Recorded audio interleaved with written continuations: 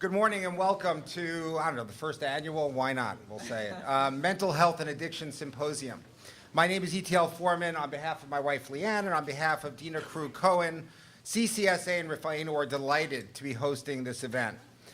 We've got a lot ahead of us and a jam-packed agenda, and the last thing you want to do is listen to me, so I will be as brief as possible. A couple of words on logistics before introducing our keynote speakers. If you signed in out front at the registration table, you should have received a booklet that includes a schedule.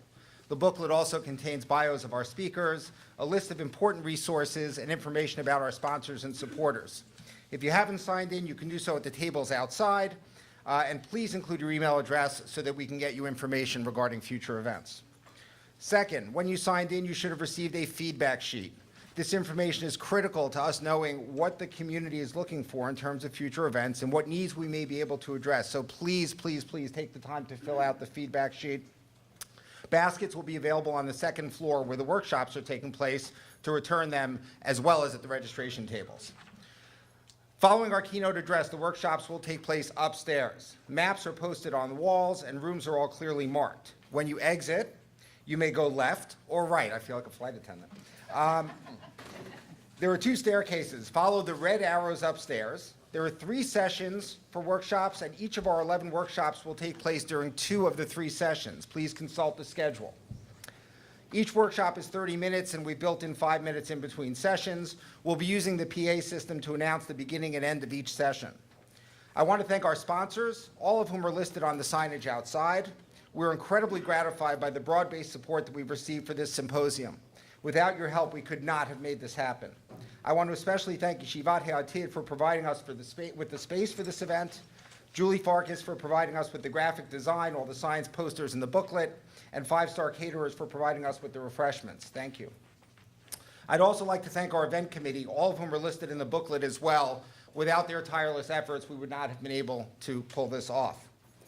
Finally, I want to acknowledge the presence of Dennis Kalo, the acting prosecutor for Bergen County, who has been an incredible supporter of our efforts and really has shown commitment towards the Orthodox community particularly. Thank you, Prosecutor Kalo, for being here and for lending us one of your detectives one of the workshops upstairs.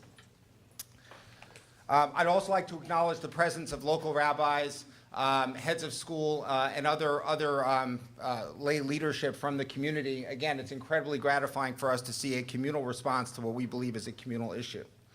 Now that's out of the way, allow me to introduce our keynote speakers. Dr. Norman Blumenthal is a licensed clinical psychologist and renowned trauma specialist. He has over 20 years of experience in the field of trauma, loss, and bereavement. Dr. Blumenthal serves as the Zachter Family Director of Trauma and Crisis Intervention at OHEL, the Educational Director of the Bella and Harry Wexner Kollel Elyon and Smicha Honors Program at REITs at YU, and is an adjunct professor at Yeshiva University's Furkov Graduate School of Psychology and Wurzweiler School of Social Work, and yet he finds time to be here with us this morning. Dr. Blumenthal is also founder and chairman of the Board of Education of Kahal, a partnership of local yeshivot and day schools providing special education classes for learning disabled children from kindergarten through high school. He's a consultant to the Tova Management Mentoring Program in Long Island for disenfranchised teenagers and the past vice president of Nefesh. Dr. Blumenthal is a highly sought-after speaker, and I can attest to that firsthand, and has spoken on numerous OHEL events nationwide, as well as numerous clinical workshops and seminars. In addition, he maintains a private practice in Cedarhurst, New York. Dr. Blumenthal, thank you so much for being with us this morning. Pleasure. About 10% of this is true. Yeah. Lisa Twersky received her master's in social work from New York University in 1990. After graduating, she worked first as staff and then as a program director for Victim Services, now Safe Horizons, providing long-term therapy to adult survivors of rape, incest, child sexual abuse, and domestic violence. At the same time, she also worked as an instructor in volunteer counseling services batterers intervention course for men who had been arrested for battering their partners. In 1995, wanting to do more in her own community, Mrs. Twersky became the hotline supervisor and director of special projects for Shalom Task Force.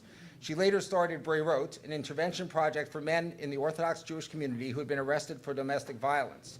Currently, Mrs. Twersky is in private practice in Brooklyn, New York, and is on the executive board of Nefesh. She lectures locally, nationally, and internationally on marriage, domestic abuse, and prevention. She also developed a course in counseling rabbis, rebbitzins, and college teachers. In 2011, she published a book entitled, I'm So Confused, Am I Being Abused? Guidance for the Orthodox Jewish Spouse and Those Who Are Trying to Help. Mrs. Twersky, thank you so much for being here with us as well. We're here today to discuss eliminating stigma. The word stigma is defined as a mark of disgrace associated with a particular circumstance, quality, or person. Stigmatize is defined as to describe or regard as worthy of disgrace or great disapproval. I also direct you to page 4 of your booklet that has some interesting etymology or history of the word stigma. So against that definition, let's jump right in. The first thing I think we'd like to discuss this morning is describe your perception of how stigma manifests itself in the Orthodox community around mental health and substance abuse. And Mrs. Twersky, we'll start with you. Okay. I think that the way that, stigma manifests itself widely is that we have, if you break down stigma, stigma has been described also in sort of having these discrete categories. First, there's the stereotyping, which is that we have this, everyone knows what a stereotype, a perception, we have an idea, a belief, or there's a concept out there of what mental illness is, which we have to break down as well. And after there's the stereotype, there's prejudice, meaning we believe the stereotype. There could be a stereotype we don't believe, but then if there's a stereotype we believe, that's what we call prejudice. And then from the prejudice becomes our behaviors, how we act. And so you're really asking about, after we have the stereotype and we have the prejudice because we believe the stereotype, how are we behaving in our community so that it becomes pervasive throughout how we interact, how we act, how we interact. And I think that we need to break it down further in terms of the different types of mental illnesses. We can't go into all the details, obviously, but in terms of the stereotypes, we have to start with there are certain mental illnesses that are seen, that are stereotyped as out of control, dangerous, people are painted as scary and people that you have to stay away from. And then there are the mental illnesses that are sort of perceived as you've induced this on yourself, you've brought this on yourself, you're in control of it is the other part of it. You can help it, you could do something about it. And then there's the mental illnesses that are sort of seen as it's not, you're kind of not somebody to talk to, you're maybe of a lower intelligence, you're not really understanding things. And so that's where we start when we start with stigma. We start with our stereotypes. And I think that, we're trying to make this about the Orthodox community, but I think that that's really a pervasive attitude, is that we have those mental illnesses that we see as people who are dangerous if you have them. And then what happens from there? When we believe it, because we don't have better education about that, when we believe it, we want to stay away from those people. We wind up shunning them. We wind up trying to, if we are suspicious that there's somebody around us, a family member or somebody else who has that mental illness, we try and deny or minimize that because that's very scary. And on the flip side, if you're not so scary, then you must not have that mental illness. And so then the behavior becomes that you don't get treatment, because if you have that mental illness or that's a problem, you would be a scary person. And since you're not a scary person, you must not have that mental illness, so it's really not a problem and let's not get help. And that's one sort of category of how this funnels through. The stereotype, the belief in the stereotype, and then the behavior. And then if it's something we feel it's in the category of mental illnesses where prejudice, where the stereotype is that you've brought this on yourself, or you can control it, whether it's depression, you could snap out of it, or one of the ones that is most common is eating disorders. People see as something you've brought on yourself, and just eat and look in the mirror and you'd be fine, and you do this on purpose, or you do this for attention. And so then the believing that stereotype causes us, again, not to really get help for the person, or not to see the person as needing a certain level of care, because you do this on yourself. If you really could, you really could eat, or you would just, stop looking for attention, you would be fine. And so then those people don't get the treatment they need either. And so I guess what I'm basically leading up to in the third category as well is that we wind up not seeking help soon enough, we're not seeking help often enough.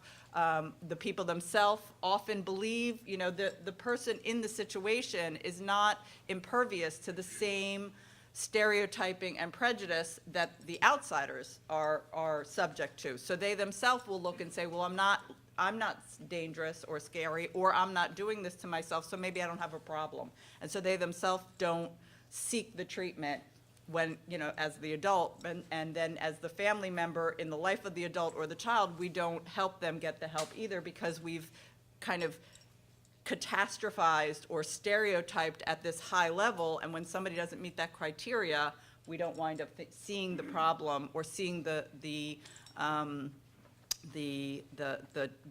severity of the problem, or seeing that even when it's not severe, there's a need to seek the help or get the person to seek the help.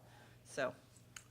Hi. Well, first I want to thank you for asking Lisa first to speak, because let me share with you again, since we're talking about sharing personal issues, part of what made my life so miserable was having a last name that starts with B. Because whenever there was a faher or there was an oral exam, I was the first or second guy, and by the time they got to Tversky, it was over. So I'm grateful for giving me this reprieve. There's little I can add. I just want to mention 2 points. The way I like to present it is that we have to shift our thinking about mental illness from something that, again, as Lisa mentioned, that somebody brings upon themselves to looking at it as comparable to any other illness. Take an example of heart disease. Heart disease, you could say, is caused by 3 factors. There's a genetic predisposition, there's a family history, genetic predisposition. There's the presence of an illness. There could be a blocked aorta, there could be high cholesterol, and then there is environmental factors. There could be eating a little too much kishka on Shabbos, having a high stressful job, etc. Mental illness is no different. There's genetic predispositions, we know that for a fact. There's the presence of an illness that is really governed by the central nervous system, some abnormalities in the central nervous system, and then there are environmental factors, but no different than a medical ailment. And I think what we're trying to accomplish here, I know OHEL has been doing that also very actively, is to shift our thinking away from mental illness as something distinct and unique from medical ailments to one category of medical ailments. For example, again, Lisa mentioned stereotypes and stigmas that exist beyond our community. Just take insurance issues. Why is insurance companies cover every medical ailment but will not routinely cover psychiatric ailments? Why is there that differentiation? And when we talk to elected officials or when we contact elected officials, that's one of the issues that we should bring up, that there should be parity between mental illness and psychiatric illness and general illness, because it's really no different. There's another factor that I hear from a lot of people who are actively trying to hide the presence of mental illness or psychiatric issues, is the pressure and stress of keeping secrets. When you have to go around your community and you have to think and you have to sort of censor what you're saying because you're not presenting the truth. And then invariably something you say may be inconsistent with something people see or something else you said, and now the listener is a little confused and suspicious. It's a stressor, and it's a stressor on top of stressor.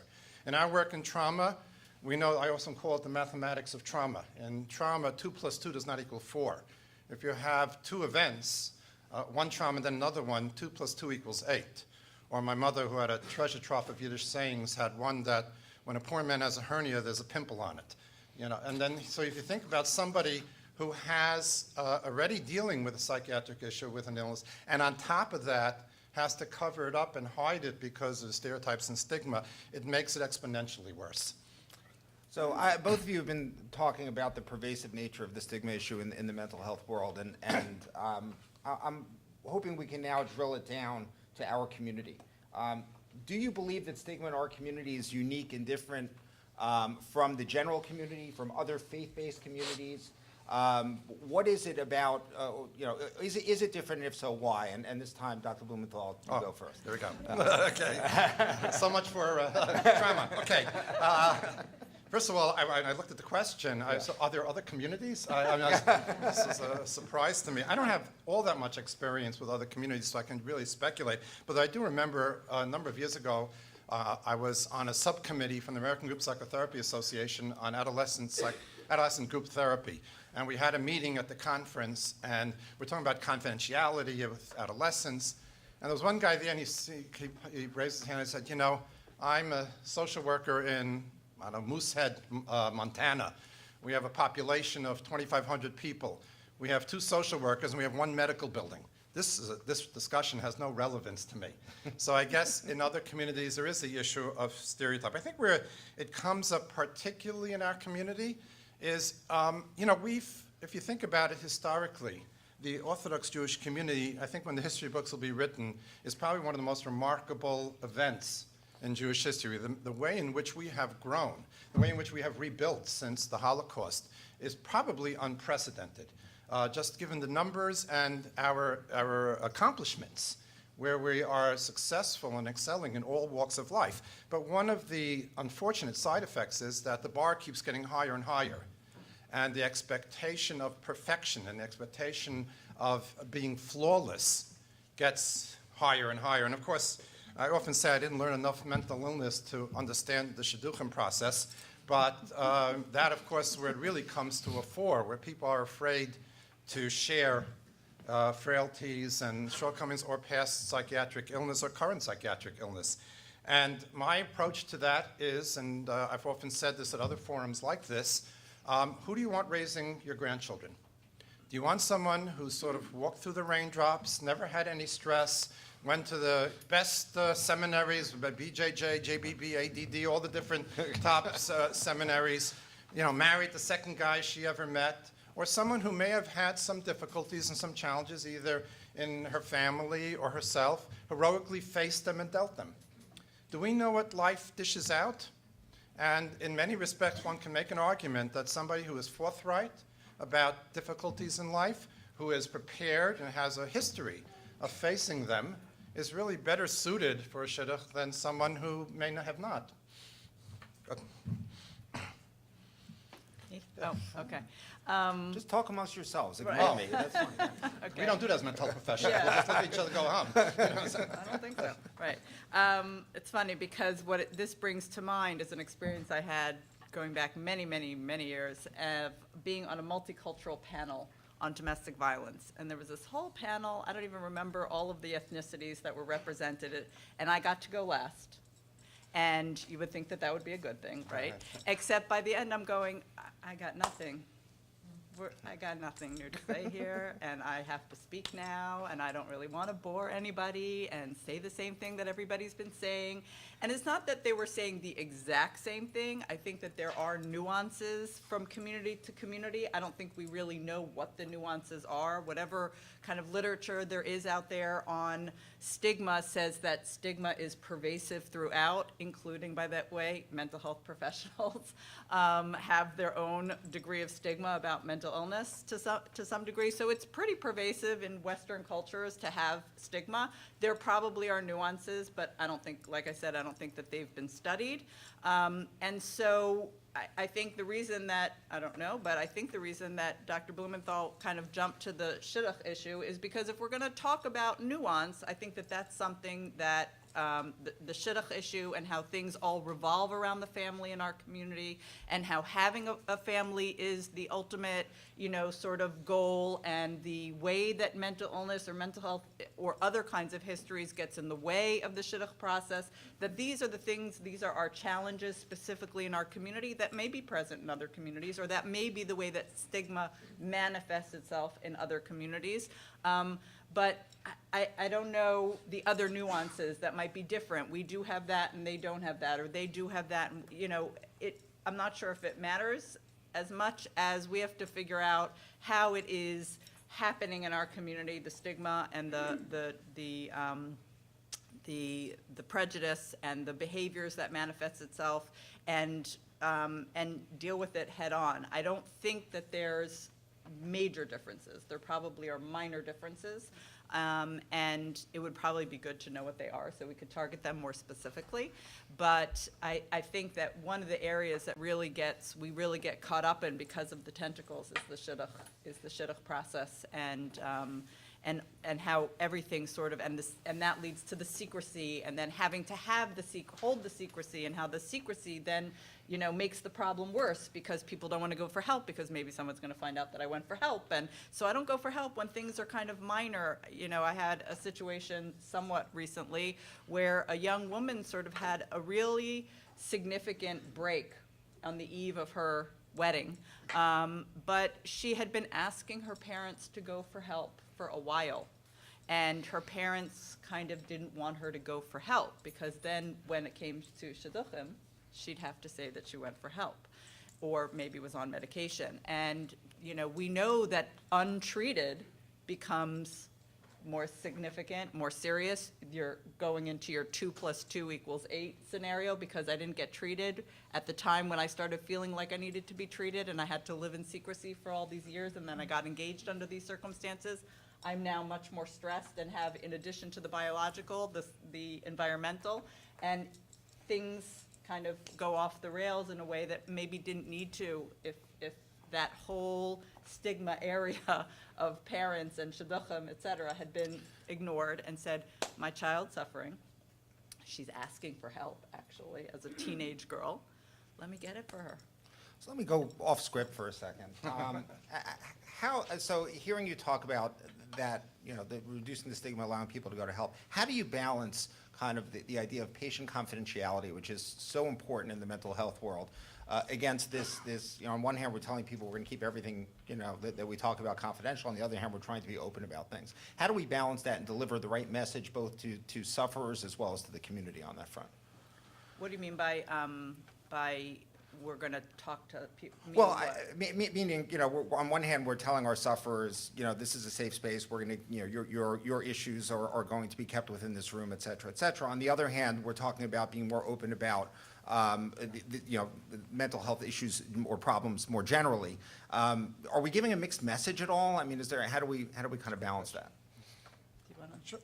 I think you have to differentiate between the presence of, let's say, a psychiatric disorder and exactly what's going on in the treatment. Mm-hmm. Obviously, confidentiality is important because it's the nature of psychotherapy that personally difficult situations or shameful situations come up. For instance, it's very interesting. There's a body of research that shows that a patient who comes to therapy and in the very first session just divulges everything, that there's a very poor outcome.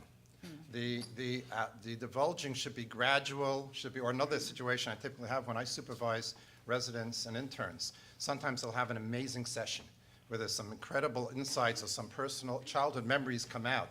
And of course, as novice therapists, they're very excited and they come to supervision.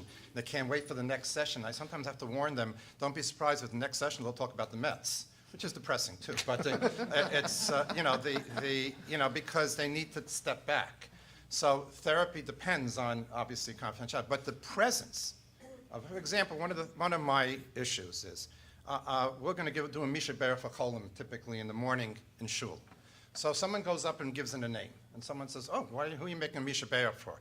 And they'll say something like, "Well, my father needs a stent, or my wife has kidney stones, my kid had a fracture," or something like that. Why can't someone say, my father was diagnosed with depression, or my son has obsessive compulsive disorder? Why should it be any different? And why should we be ashamed? Now, exactly how that obsessive compulsive disorder is treated or what issues emerge in the course of therapy regarding that depression, obviously that's private. Right. Mm-hmm. Yeah, I think that's sort of the differentiation. The individual's treatment, putting another pressure, I keep coming back to Dr. Blumenthal's 2+, but putting another pressure on this person. You now have the mental illness, you should now also be the face of it or the advocate of it, or that's an undue pressure. There has to be separate. What happens in their treatment is their choice. They do want to talk about it, they don't want to talk about it. That's their choice. Our ability to still have forums like this and advocate and educate is separate, and we can do as much of that as we can do, but that doesn't have to mean that the person in treatment has to now become the poster child. That's a personal choice, and there's something that's not, is it all stigma? Is some of it privacy? Somebody might be private about their stent, or it might be private about some other physical thing. So they get to choose that, but we still have to do our educating because, otherwise people, it's not about this person being able to come out and give out all their business in public. It's about people being able to know what mental illness really looks like, or being able to know when it's really more at its infancy, because we aren't only looking at that stereotyped person who's homicidal. That's what the media shows you, only the people who are the extreme, that we can know when something is low level so the person can get help. That person can get help sooner rather than later.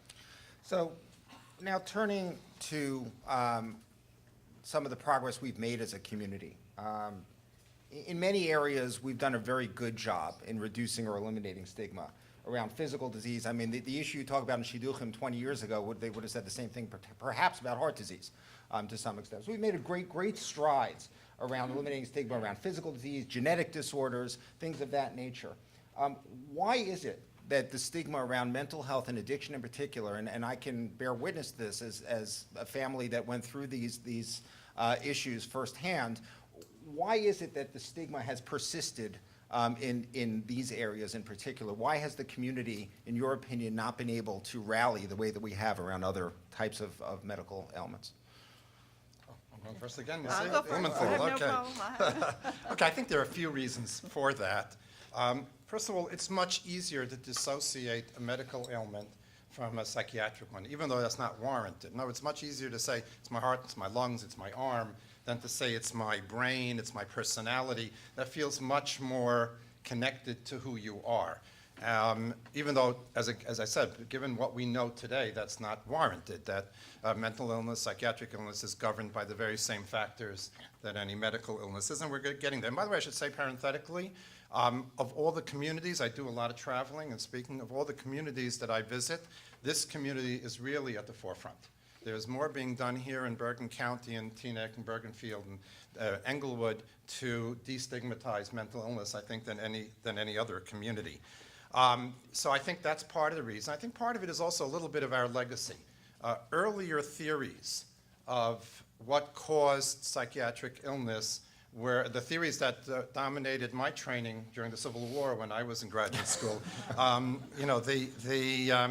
Were very much, had embedded in them philosophies and ideologies, which I know when I was in graduate school, we were tormented as Orthodox Jews. And many of them were antithetical to Torah observance. And I think some of that defensiveness, and in a way it's to our credit. We look as an Orthodox community to new things with a little bit of a jaundiced eye, because there have been movements in our history that look very promising or very devastating.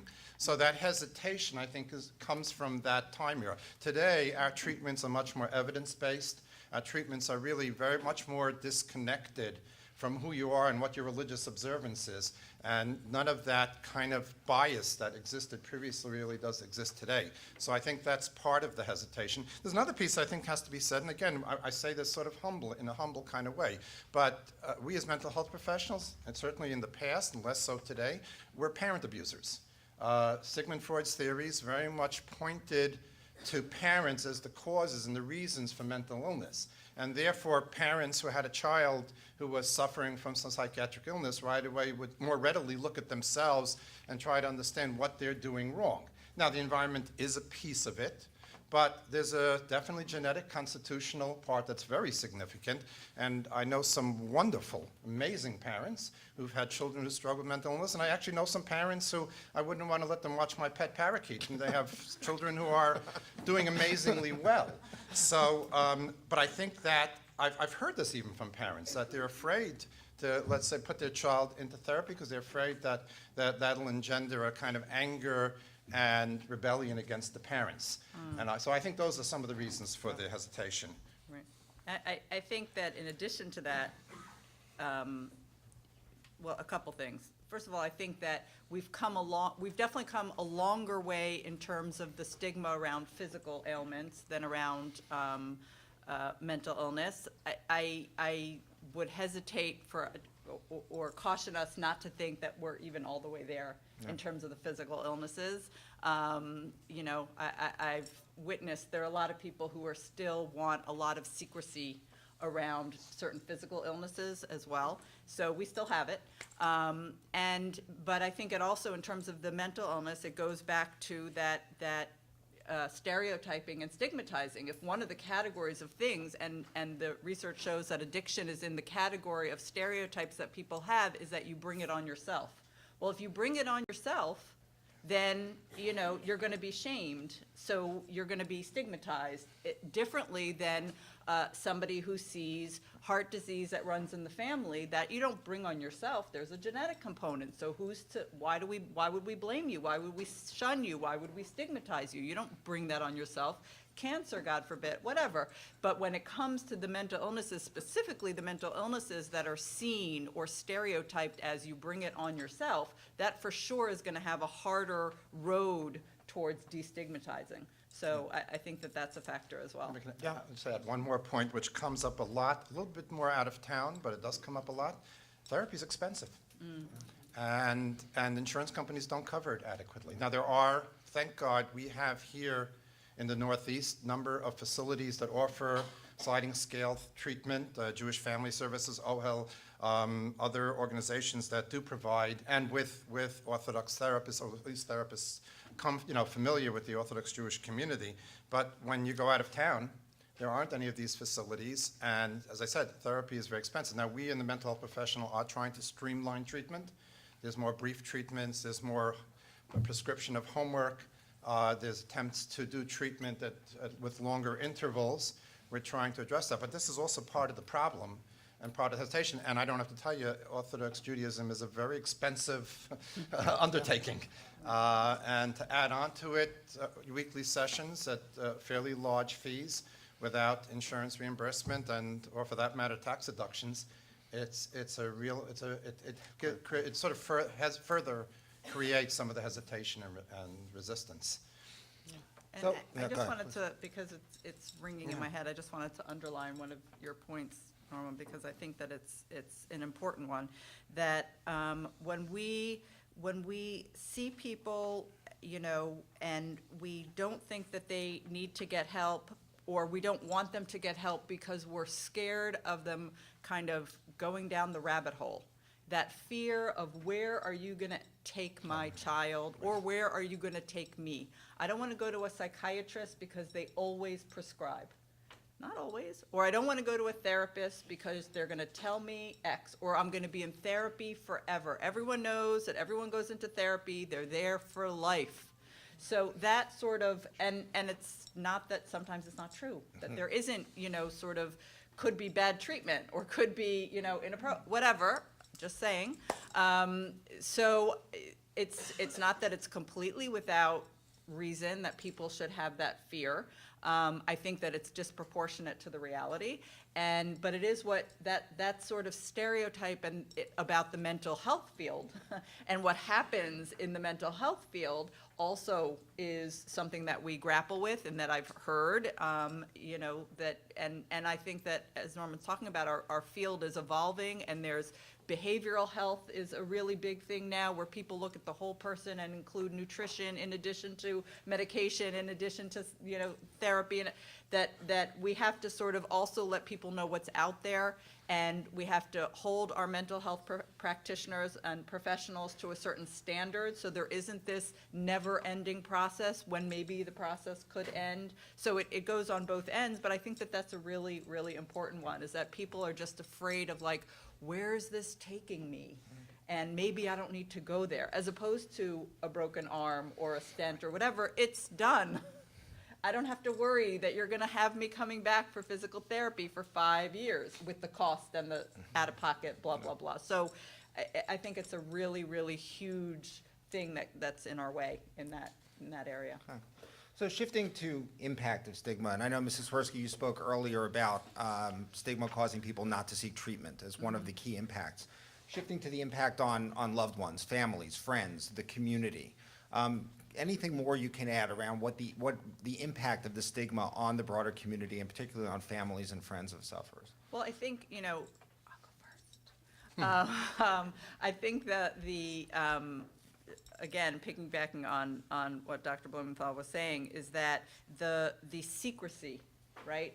There's tremendous, not that there aren't some organizations that are talking with families of loved ones, but I know that if I have a client whose wife is severely mentally ill, that for him to sort of get support, he has to go to a NAMI, National Association yeah, of okay, Illness. thank you. NAMI. All right, and he has to go, this, Hasidic man from Brooklyn has to travel out to Manhattan to go to a NAMI support group meeting.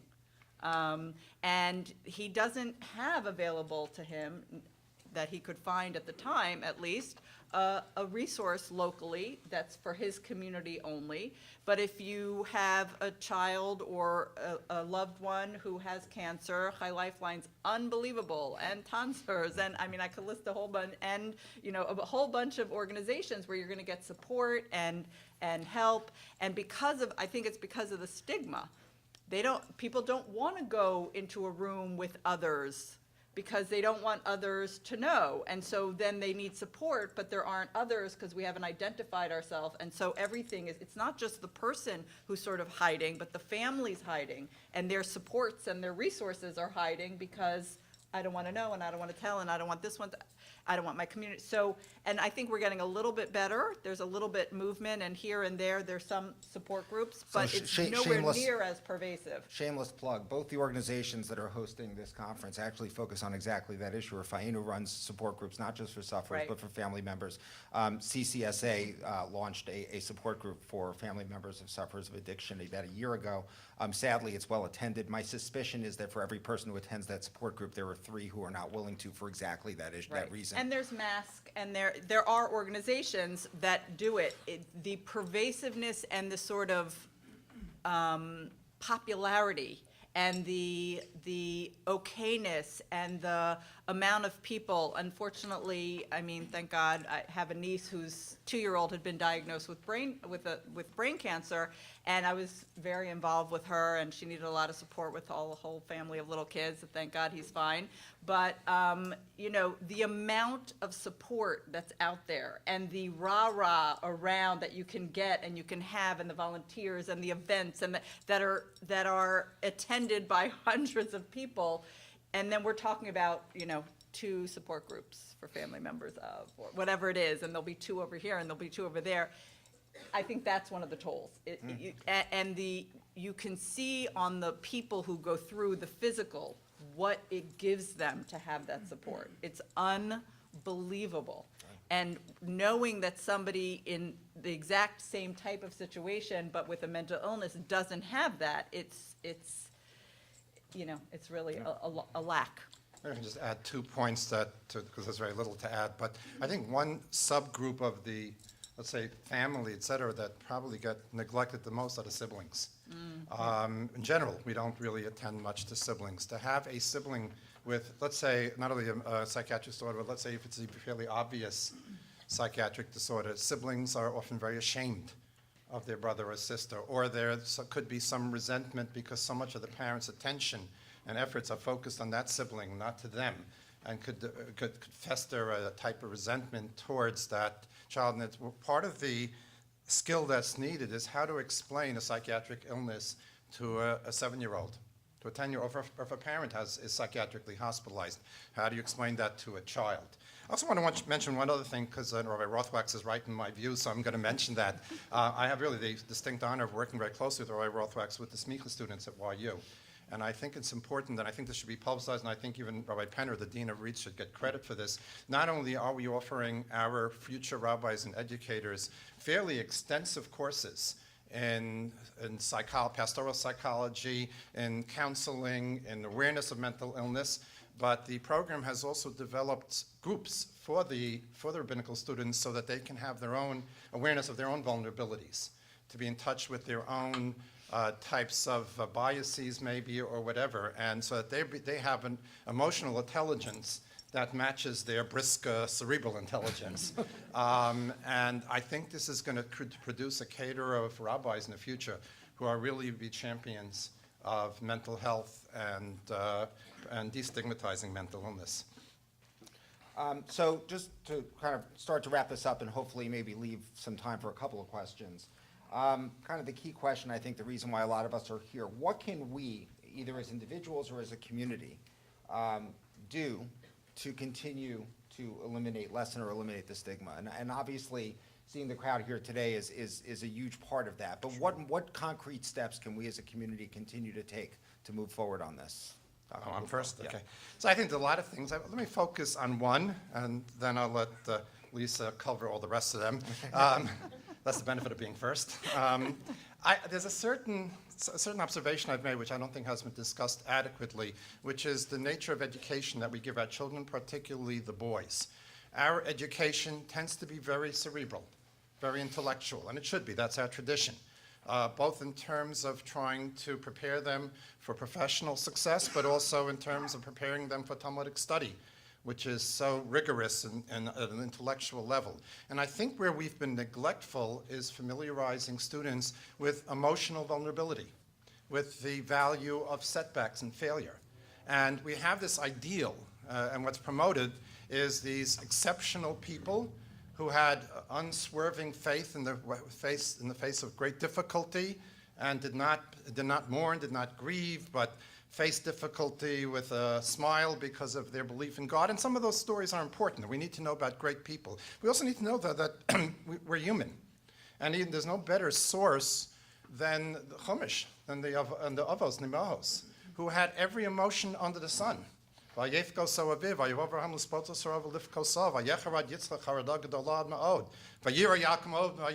were afraid, they were angry, they were sad, maybe not about the petty things that we are, but they had emotions.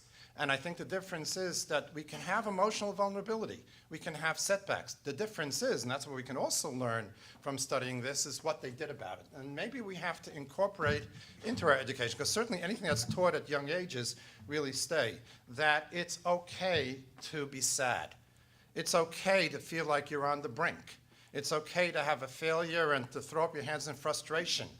And then what do you do about it? And then at later years, if they themselves or if a family member does need psychotherapy, does need psychiatric help, they'll be more prepared to do so. Hand over to you. Thank you. So, I'm not sure. There's this balance. It would be great if we could reduce the stereotyping that leads to the stigma, or the stereotyping that's part of the stigma, because right now the stereotype is the extremes. And because it's the extremes, two things happen. Everyone's scared and they stigmatize that person, but also anything that isn't yet extreme we don't seek help for, and maybe we could have intervened sooner. And so how do we put a face on, this is where the problem comes in, how do we put a face on the nuance, all of the variable that leads up to depression at its most extreme, which is the only thing that we get shown in the media or that we hear about in the media or whatever. I know somebody I'm very close with whose husband has been on antidepressants for their whole marriage. Before they were married, she married him knowing that he was suffering and struggling with depression. He's an extremely successful man and a wonderful husband, according to her, and father. And she says, we were talking about stigma, and she said, I don't think I would, on the one hand, I would want my children to know that depression doesn't have to look like I don't get out of bed, but I'm really going to sit my kids down and say, by the way, this wonderful man you see as your father has been struggling with depression his whole life and has been on medication as long as I know him. Like, that's his private information. Does he want to do that? Does he not want to do that? But the picture that we have, that depression or drug addiction or anxiety, OCD, et cetera, are the extremes, how do we put a face on, it's not always that. Get help. Because what you're saying is not just sadness, when it's not just sadness, right? When it is just sadness, sadness is okay. But when it's not just sadness and it's getting in your way, get help. Don't say, well, I don't need help because I don't look like that guy in the movie or the story or the whatever. And also, how can we make that not scary? Because it doesn't mean you're going to go down into the rabbit hole and never emerge into a productive life, like is assumed or sometimes might even actually happen when it's the most extreme cases. There isn't recovery to the fullest level sometimes. in, let's say, a severe depression or bipolar or whatever, but so many times there is, and we don't see those faces, because then I'm living a productive life. Why am I coming out to talk to you about it? So it's how do you balance that? How do we get that out, that it's not the extremes that's the only thing, and it can be okay, and you can get help, and it not be scary to get help. So I'm not sure how we put a face on that, but it would be great if we could. So, look, we have a couple of minutes just for some questions, if there are any, before we move on to the workshops. Are there any questions for our speakers? Wow, we were We really answered good. everything. Go ahead, yeah. Yeah. So I'm wondering what you would suggest the community do to increase the way that we improve the way we teach mitos to the children, and also improve the understanding of the administrations of schools regarding things like depression, anxiety, and all the other illnesses, so that students do not target students, for example, who actually might have social phobias or anxiety disorders that are undiagnosed, which is often the case, and they see that as a weak student, tend to bully that student, or in the case of many girls, the bullying is actually just sort of an exclusion or a social isolation.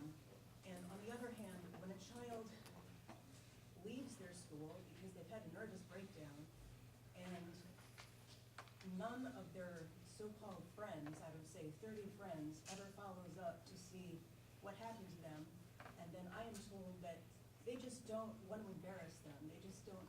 I find that sort of difficult to accept. I find the lack of interest and concern, as well as some of the lack of interest and concern from administrators, teachers, or particularly like at the administration level. Okay, And I'm so- just wondering how you would say we can support and improve and retrain, teachers to be more, also to be more Yeah. sensitive, exactly, to students who might be at very high stress levels, or also to be watching the interactions between students. Yeah, so I think, just for those who couldn't hear, the question essentially is, how can we do a better job teaching mitos, and particularly around bullying issues, how we can be sensitive, how the schools can be more sensitive to what's going on in the school around those issues? Oh, You okay, go ahead. Okay. Well, I think that it's training like any other training. We sort of look at our teachers, this is going to get me in trouble. We sort of look in our teachers and our administrators of our schools as sort of, better than, or we hope and want them to be, and they're like us, or they're like the general community, and they need education around these issues and training like everybody else. Being a teacher does not come along necessarily, although, we're now trying to get our rabbis didn't either come along necessarily, just because you could learn with the understanding of some of the more nuanced clinical issues and how to recognize and address and intervene, and that's why there's programs being instituted like in places like YU about all of the issues. And it would be great if the teachers and administrators had a training similar, because it doesn't just come along. And it could be either extreme. I have an experience where a young girl in my daughter's class had to leave because of her social phobias, and the school was very busy with the girls calling her. And my daughter wanted to be a good Beis Yaakov girl and call this girl, and it was also feeling like a bit beyond her scope. Like, she was told to call, but she didn't know what to say or how to say it, and she didn't want to say the wrong thing. And, so we sat there and we talked about it, but I'm not sure what happens to the other girl who goes home, whose mother isn't maybe aware, who says this and doesn't have someone to bounce it off. And now I feel a pressure, I feel a responsibility. You're 15. Wait a minute. Can we have the responsibility together? Can we, so it's both extremes. It's when we do it without training, it can go bad one way and it could go bad the other way. And that's why it should be with training and education for everybody, not just the community members, and then specifically to your role, whether you're a teacher or an administrator or a rabbi. It's a good point. I just want to say, in all fairness, also, the schools, are doing, I think it's few schools and far between that don't have a caterer of mental health professionals on staff today. In fact, they educated me, so they obviously have some sensitivity to disruptive students. And, but seriously, the schools have made a lot of headway. And in fact, I will tell you that, again, as part of the Oval Trauma Team, one of the calls that we will get is, we've had a few of these, is when a child has a psychiatric breakdown in class, and how to explain it to the students. And we have come in and done that. It's human nature that we often play catch-up, that reality changes quicker than we do, and we have to adjust and adapt. And this, especially in today's very fast-moving, progressive world where things are changing so quickly, I think it's true of schools, and I think it's true of communities, that we're trying to figure out what to do, and by the time we figure out what to do, there's a new problem that we couldn't have anticipated. So, in all fairness, though, I think we're doing, especially here in this community, I think we're doing as good a job as possible. There's always room for improvement. I will be at the Torah Masorah Convention this week, training, these will be training mashgichim. But we're trying, we're trying our best, and I think there are efforts afoot. I'm sure there would be many more questions. I want to get to our workshops because we're running a little Sure. bit behind. So just a couple of quick announcements. Please share this on social media. It's not my idea, but I'm a Luddite. But Listen on social please media. use hashtag CCSA stigma free or hashtag Rifa'inu stigma free without the apostrophe. The more we share that we're all here, the more we're doing to destigmatize these issues. Just to remind you, the workshops are all upstairs. When you exit the lunchroom, there's a stairwell to your left, there's a stairwell to your right. Follow the arrows, head upstairs. Please consult your schedules. Thank you so much, Dr. Blumenthal, Mrs. Tversky. Thank you so much. Thank you. Okay.